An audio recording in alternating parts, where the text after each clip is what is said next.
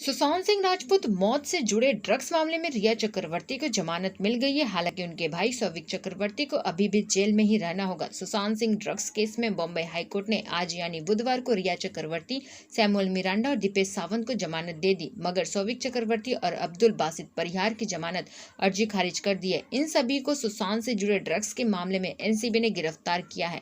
बता दें कि इससे पहले कोर्ट ने 29 सितंबर को मामले पर सुनवाई की थी, जिसके बाद कोर्ट ने अपना फैसला रख लिया था। 8 सितंबर के बाद से रिया चक्रवर्ती न्यायिक हिरासत में मुंबई की भायखला जेल में बंद है। कोर्ट ने रिया चक्रवर्ती को 1 लाख रुपए के निजी मुचलके पर जमानत दी है। कोर्ट ने कहा है कि रिया को 10 दिन में एक बार पुलिस स्टेशन जाकर हाजिरी लगानी होगी और जेल से रिहा होने के बाद अपना पासपोर्ट भी जमा रखना होगा। कोर्ट ने यह भी कहा है कि बिना अनुमति के विदेश यात्रा पर नहीं जा सकती और मुंबई छोड़ने से पहले जांच अधिकारी को सूचना करना होगा। इससे पहले मंगलवार को सुशांत सिंह राजपूत से जुड़े ड्रग्स केस में स्पेशल एनडीपीएस कोर्ट ने रिया चक्रवर्ती, सौविक चक्रवर्ती और अन्य की न्यायिक हिरासत की अवधि 20 अक्टूबर तक बढ़ा दी थी। पिछली बार विशेष अदालत ने रिया की न्यायिक हिरासत की अवधि 6 अक्टूबर तक बढ़ा दी थी। 8 सितंबर को एनसीबी की गिरफ्तारी के बाद रिया चक्रवर्ती को 22 सितंबर तक न्यायिक हिरासत में भेज दिया गया था।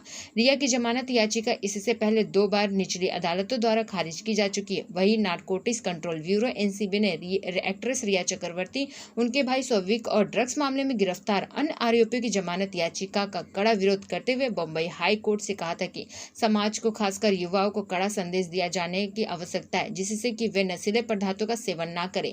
इन लोगों को अभिनेता सुशांत सिंह राजपूत की मौत की जांच के दौरान सामने आए ड्रग्स से संबंधित मामले में गिरफ्तार किया गया है।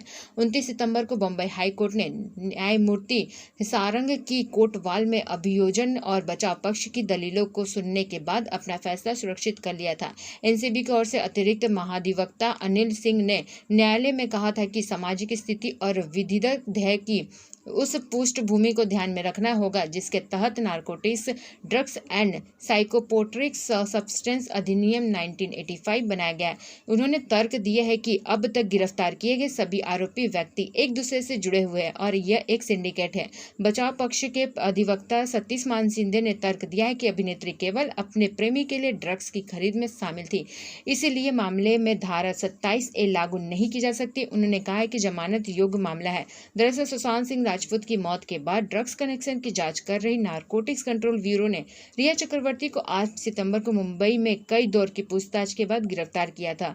अगर रिया चक्रवर्ती इस मामले में दोषी पाई गई तो उन्हें करीब 10 साल तक की सजा हो सकती है। बता दें कि सुशांत सिंह राजपूत 14 जून को अपने बांद्रा स्थित घर में मृत पाए गए थे।